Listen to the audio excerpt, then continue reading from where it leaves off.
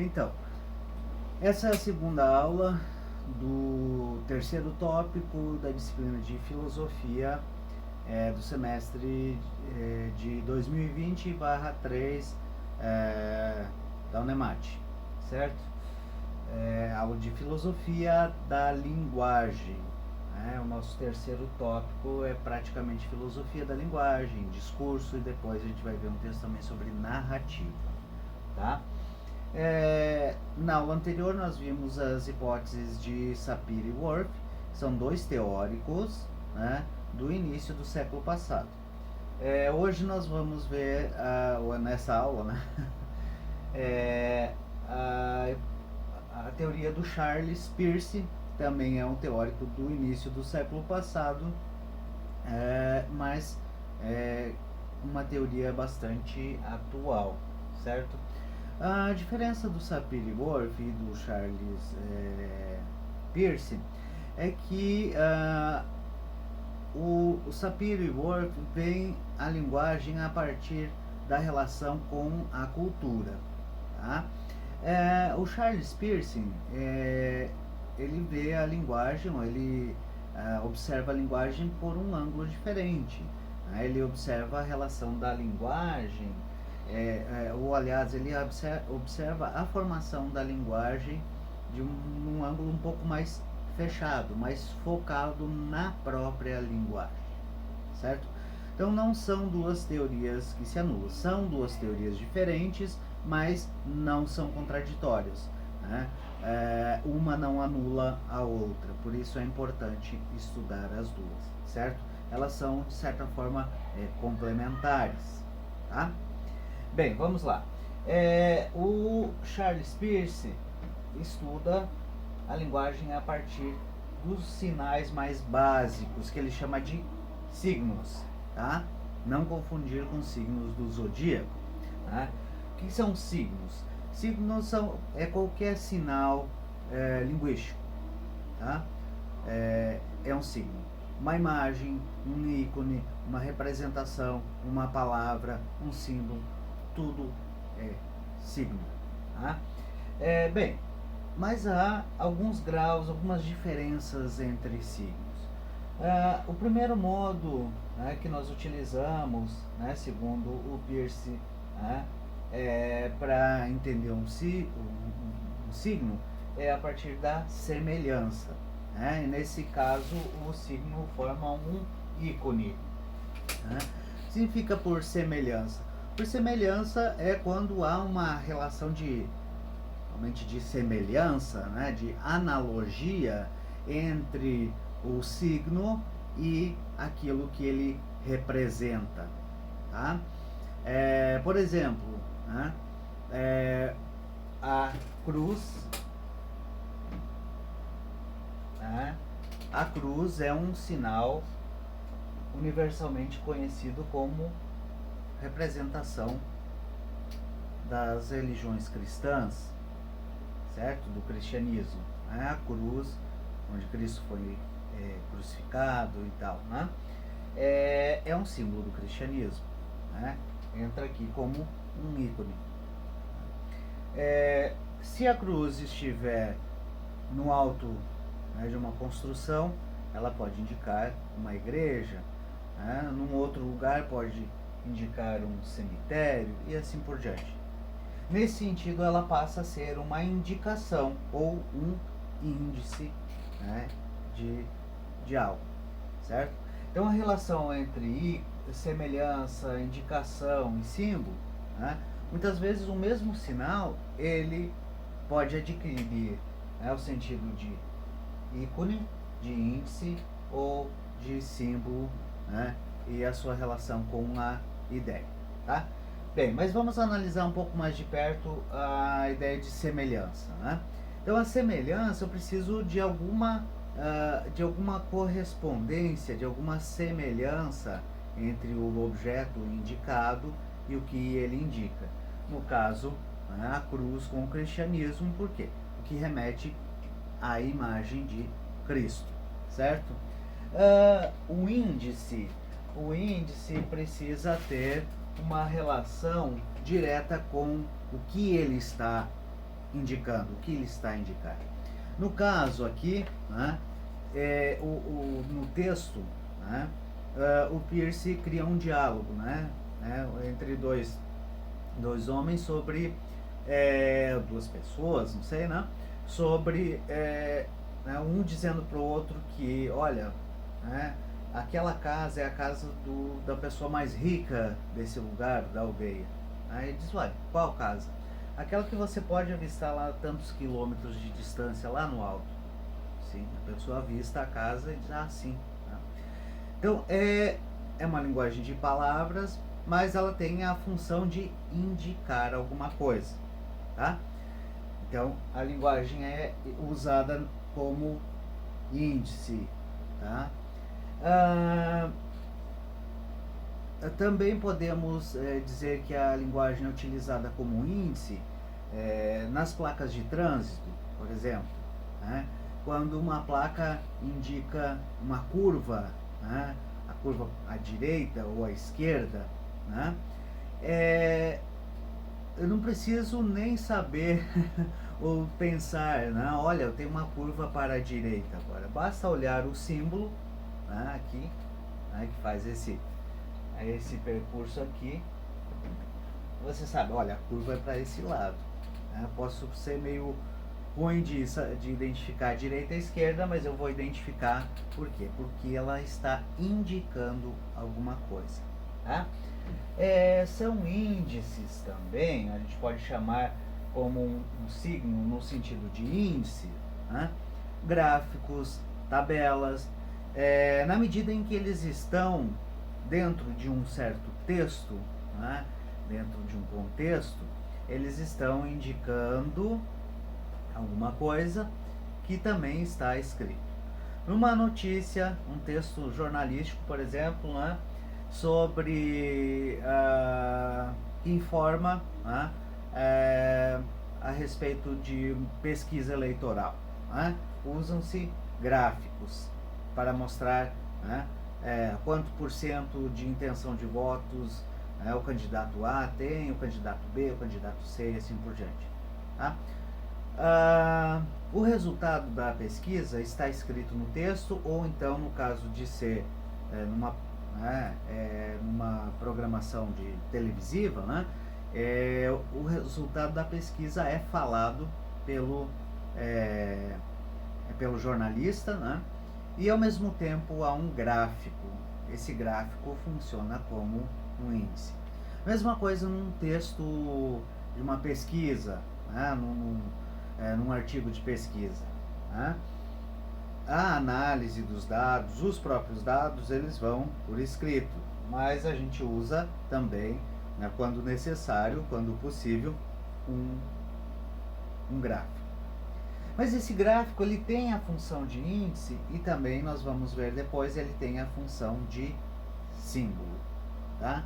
Por quê? Porque o símbolo, né, que é o nível da linguagem mesmo, que interessa para o Peirce, né, é aquele nível da linguagem onde está a palavra, é o nível da linguagem onde estão as ideias, onde estão também os conceitos. É aqui, né, onde a linguagem realmente se estrutura de forma mais complexa, certo? Então, o termo símbolo, peraí que faltaram os acentos, né? O termo símbolo, né, significa lançar junto, tá? Simbolizar, o simbalém, né? Lançar junto, lançar próximo, né? Aproximar duas coisas diferentes, tá? Então essa é a função da linguagem enquanto símbolo, né? E que acaba abarcando todas as outras funções, né? A da semelhança, do ícone, do índice, certo? Então veja bem, quando nós falamos de linguagem enquanto uma linguagem simbólica, nós estamos dizendo, né, no fundo, por isso que eu disse que uma teoria não anula a outra, nós estamos dizendo, assim como falavam, né, ou como diziam o Sapir-Whorf, né, que a linguagem é formada culturalmente, né, e ela estrutura, né, a cultura de um povo, ela estrutura também, obviamente, a forma, o modo de pensar desse povo. Né? Então, quando eu disse para vocês que as ciências tendem a criar cada uma a sua própria linguagem, e é claro que uma ciência dialoga também com a outra, e elas criam linguagens interdisciplinares, né? Porque cada linguagem expressa, na verdade, a relação que cada ciência, cada cultura estabelece entre os sujeitos e os objetos. Né? O símbolo, ele faz o quê? Ele faz essa aproximação, né, entre o sujeito e o objeto. Né? Ou, se nós pensarmos em nível de estrutura da proposição, lembrem lá da lógica, lembram? Né? A proposição é formada por quais elementos? Um termo sujeito, um termo objeto, ligados por um verbo, né, que faz a união, a cópula entre esses dois elementos. Né? Os símbolos, eles fazem também essa função, né, de unir sujeito e objeto, ou sujeito e predicado. Tudo bem? Então tem essa origem, né, do símbolo, que é o lançar junto. Bom, conforme os sistemas simbólicos de uma língua avança, né, ele vai criando conceitos. Então vejam, é a partir da língua, enquanto capacidade de simbolizar a realidade, é que nós vamos criando conceitos. Agora é importante notar, gente, que os conceitos, né, que isso vale tanto para a teoria do Peirce quanto a teoria do Sapir-Whorf, né, os conceitos, as palavras, a linguagem, elas não possuem um significado fechado. Né? Quando você pronuncia uma palavra, quando alguém te pergunta, olha, o que significa esse termo? O que significa tal termo, professor? Muitas vezes a pessoa interrogada, né, vai perguntar de volta, né, o seguinte: em que contexto? Por quê? Porque um mesmo termo, ele pode ter significados diferentes em contextos diferentes. Veja, o termo resiliência, que é muito aplicado muito aplicado na administração, é muito aplicado em várias, né, teorias, né, ou no cotidiano mesmo. Né? Você é uma pessoa resiliente. Né? O termo resiliência vem lá da engenharia, né? Lá da parte de materiais da engenharia. Né? Um material resiliente é aquele material que aguenta, né, a pressão, o esforço, né? Ele é capaz de absorver impacto, então tem a ver com a maleabilidade do material e ao mesmo tempo com a capacidade de resistir, certo? Há materiais que são bastante duros, mas não suportam, né, um impacto, quebram facilmente. Né? Há materiais que são maleáveis e falta dureza. Então há uma relação entre dureza e maleabilidade. Né? Parece coisas opostas, mas acreditem, não são. Né?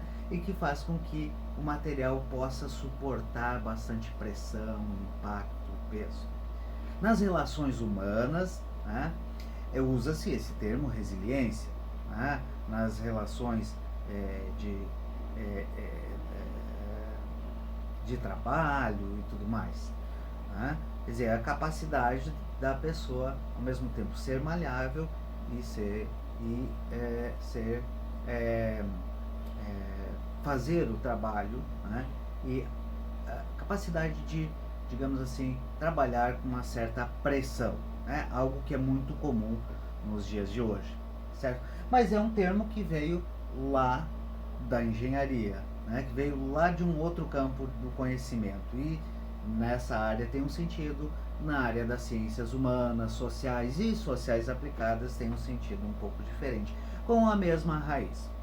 Só para terminar, gente, um outro termo, por exemplo, né, que simboliza, né, ou vai significar, né, dependendo do conceito. Né? Existe um conto de um escritor chamado Guimarães Rosa, né? Acho que vocês devem ter ouvido falar dele no ensino médio. É um escritor chamado Guimarães Rosa. Ele escreveu um conto chamado Famigerado. É uma palavra que não se usa muito, né? Mas já foi bastante utilizada. A palavra famigerado, né, ou famigerada, indica fama, certo? Mas com o tempo, com o uso, a palavra famigerado passou a identificar, a significar, a conceituar, né, aquele ou aquela que tem fama de mal, tá? Tem uma má fama, né? Por exemplo, né, criminosos, né, são famigerados, né? Eu lembro de ouvir ou de ver, né, um noticiário, né, quando era pequeno, né, o termo famigerado associado a famigerados assaltantes invadiram a agência tal, tal, tal. Né? São afamados no sentido mal da fama. Né? Bem, acontece que no conto, né, um médico, um belo dia, ele está lá na sua casa e ele recebe a visita de jagunços. Imagina, ele fica todo cheio de medo, né? E o jagunço está lá para perguntar uma coisa. Ele quer saber do doutor, que é a pessoa mais estudada do lugar, uma vilazinha pequena, o que quer dizer famigerado. O que apareceu lá para as bandas onde o jagunço morava, apareceu, né, um funcionário do governo chamando ele de famigerado. E aí o que fez o médico, o que fez o doutor? Ele diz, olha, isso significa excelso, afamado, e usou uns termos que o jagunço não entendeu. Então o jagunço pergunta, mas isso é bom ou é ruim? E o médico responde, olha, quisera eu ser famigerado, né? Enfim, ele dá uma resposta, digamos assim, meio que uma resposta titubeante, né? Dizendo, olha, é afamado, né? Esqueceu de dizer que era pessoa de má fama. Por quê? Dissesse ele a verdade, diz, olha, famigerado quer dizer que você tem fama de ser mal, né? É ruim. Bem, poderia dar morte. Então ele preferiu dizer, olha, né, quisera eu ser famigerado. E encerrou a questão aí. Tá? Veja bem então, né? Os conceitos, né, as palavras, elas vão indicar, ou elas funcionam sempre indicando